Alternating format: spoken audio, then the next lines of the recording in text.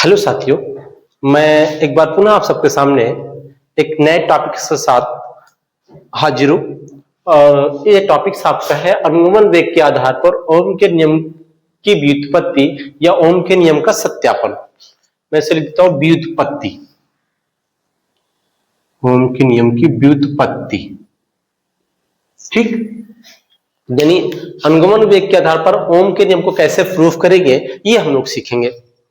अगर आपने मेरे वीडियो पहले देखे हैं तो आपने सीखा होगा कि आपके पास अगर कोई चालक है, मान लेते हैं हमारे पास एक चालक है जिसकी लंबाई स्मॉल एल और इसके अनुप्रस्थ काट का क्षेत्रफल कैपिटल ए है। ठीक है, मान लेते क्या है, हमारे पास एक चालक है जिसकी लंबाई स्मॉल एल और इसके अनुप्रस्थ काट का क्षेत्रफल कैपिटल ए है, मतलब इस वाले एरिया का क्षेत्रफल जिसे हम अनुप्रस्थ काट का क्षेत्रफल कहते हैं। और फिर माना इसके प्रति एकांक आयतन में इलेक्ट्रॉनों की संख्या स्मॉल है। जब इसे हम बी वोल्ट की बैटरी, यदि इसके सिरों के बीच बी वोल्ट की बैटरी स्थापित करने पर की जाती है तो इस पर जो प्रवाहित धारा होती है वो I इक्वल टू हो जाती है NEAVD। आपने ये पढ़ा होगा, ठीक है। तो हम इसी पर चर्चा करेंगे साथियों। तो मैं आपको राइट करके दूंगा, फिर से समझिएगा। आपके पास एक चालक है जिसकी लंबाई स्मॉल है और इसके अनुप्रस्थ काट का क्षेत्रफल कैपिटल ए, ठीक है।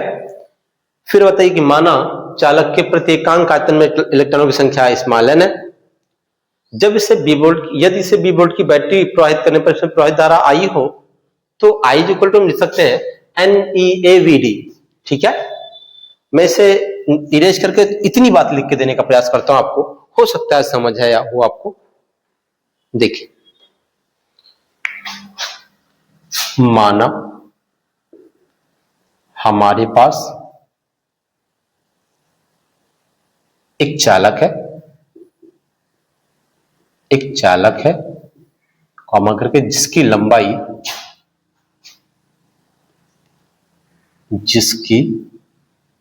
लंबाई स्मॉल एल तथा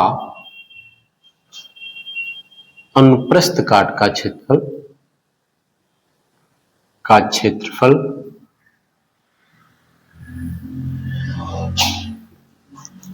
क्षेत्रफल कैपिटल ए है। फिर बताइए, माना चालक के प्रति एकांक आयतन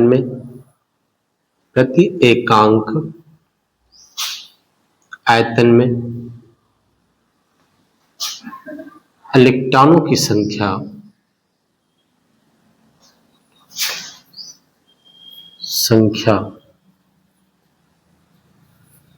स्मॉल एन है। ठीक, इतनी बात। आगे लिखेंगे, यदि चालक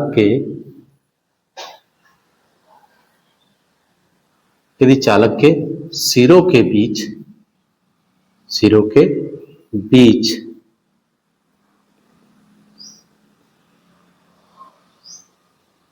बी वोल्ट की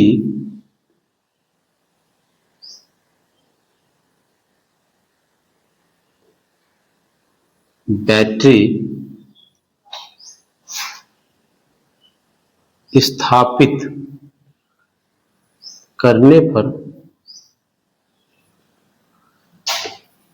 चालक में प्रवाहित धारा आई हो तो हम लिख सकते हैं I equal to NEAVD। Equation number first लिखता हूं, कर सकता हूं I बराबर NEAVD। इसके बाद मैं आपको और बताना क्या प्रयास करूंगा।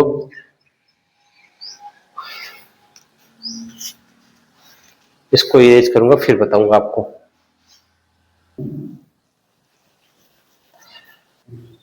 फिर आगे देखना है, यदि विभवांतर स्थापित करने पर स्थापित करने पर उत्पन्न वैद्युत क्षेत्र E हो तो, ठीक, तो आप लिख सकते हैं E बराबर B/L,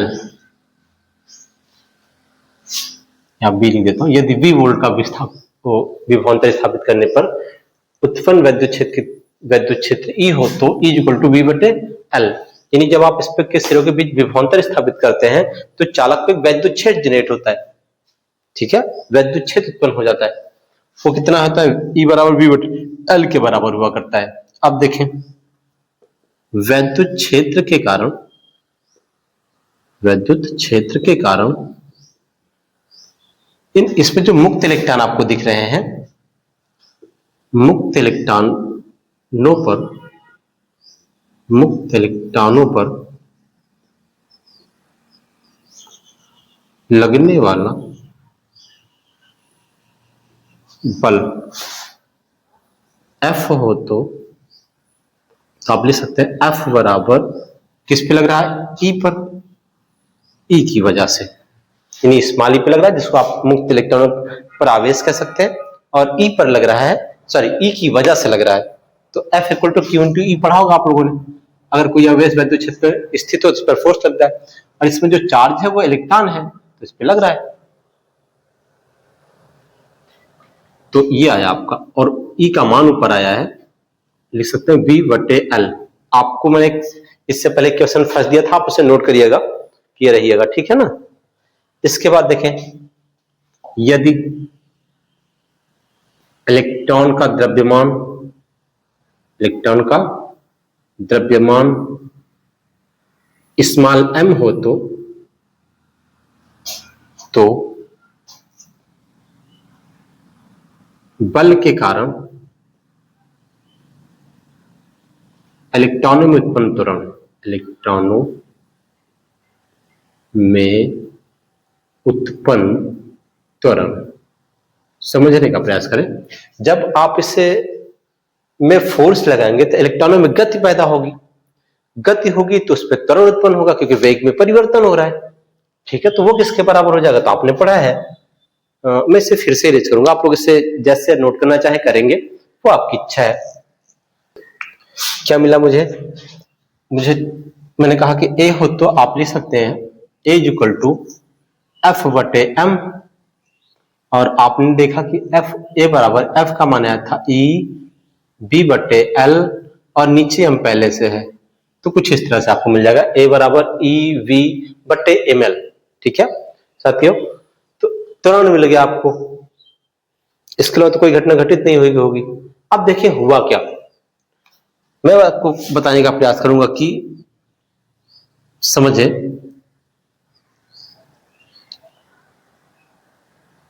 बैटरी स्थापित, एक कहानी सुनिएगा तब समझ आ जाएगी। बैटरी स्थापित करने से पहले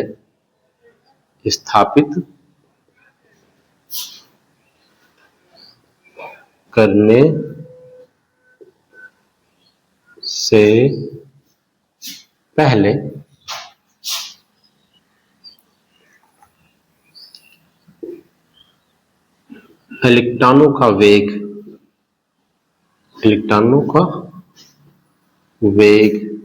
u1, u2, u3 un है, क्या है? un है,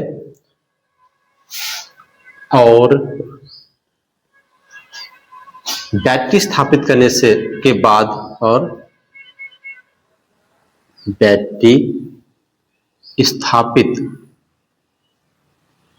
करने के बाद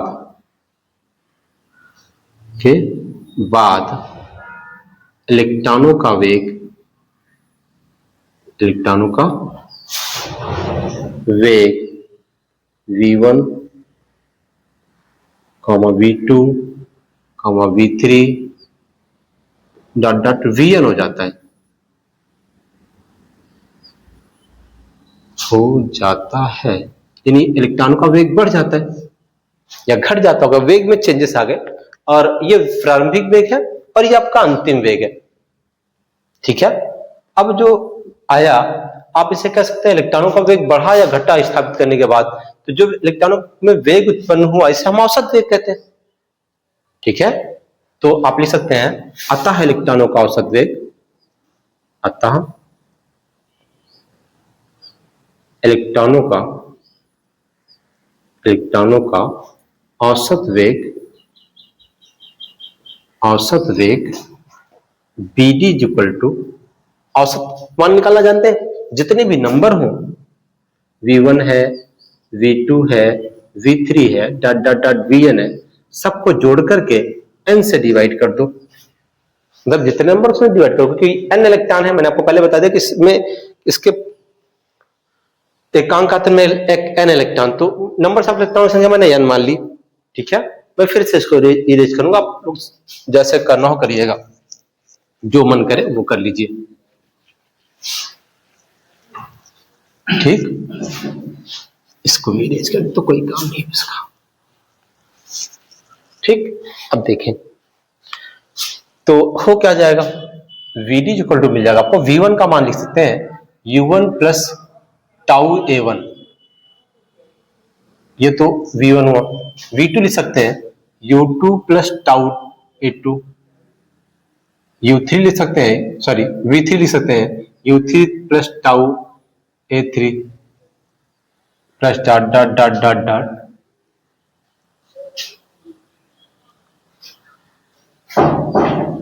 UN प्लस टाउ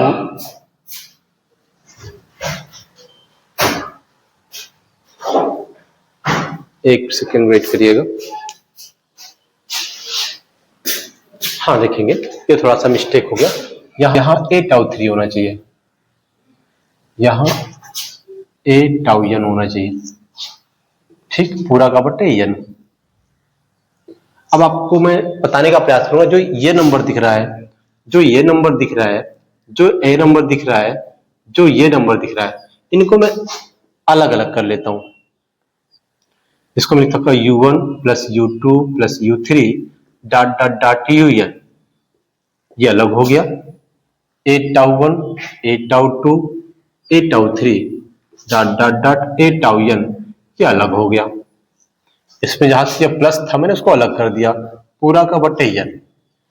अब जन यहाँ पे एक है, इसके साथ भी बांट लेते हैं, इसके साथ भी बांट लेते हैं, तो आप इसे लिख सकते हैं U1 plus U2 plus U3 plus dot dot dot UN बटे n plus A tau 1, A tau 2, A tau 3 plus dot dot dot A tau n, पूरा का बटे n। मैंने n को दोनों भागों में बांट दिया। ठीक है, अब आपको पता है कि जो इलेक्ट्रॉनों का प्रारंभिक औसत वेग है, मतलब बैटरी स्थापित करने से पहले, वो आपको पता है शून्य हुआ करता है।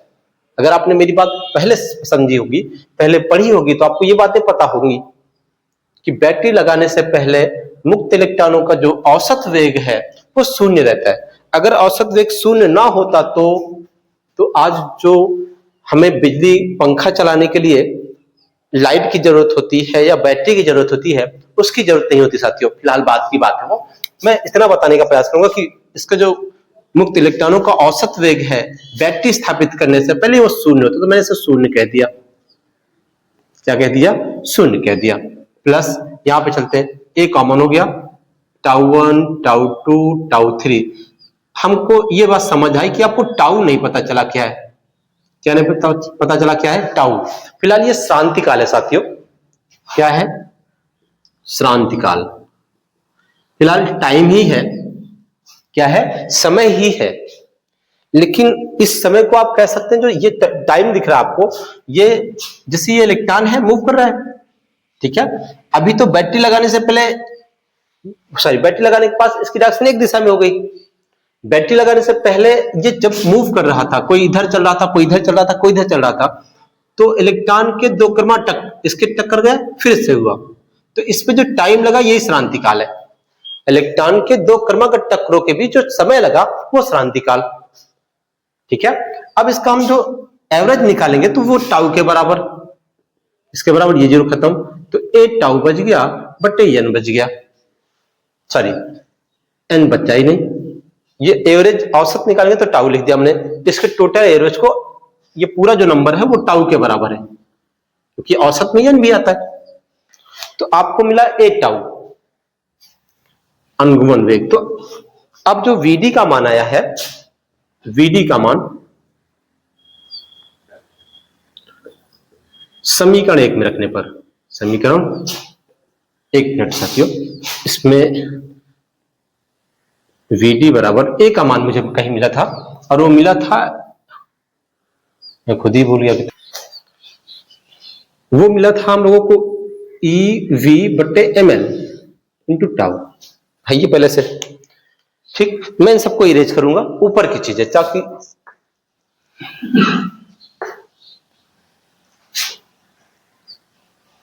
बड़ा लंबा टॉपिक से लोग कहते हैं इंपॉर्टेंट भी है साथियों, इसलिए मैं पढ़ा दे रहा हूं। चलो, तो आपको वीडी मिल गया कितना, ई वी बट्टे एम एल इंटू टाउ।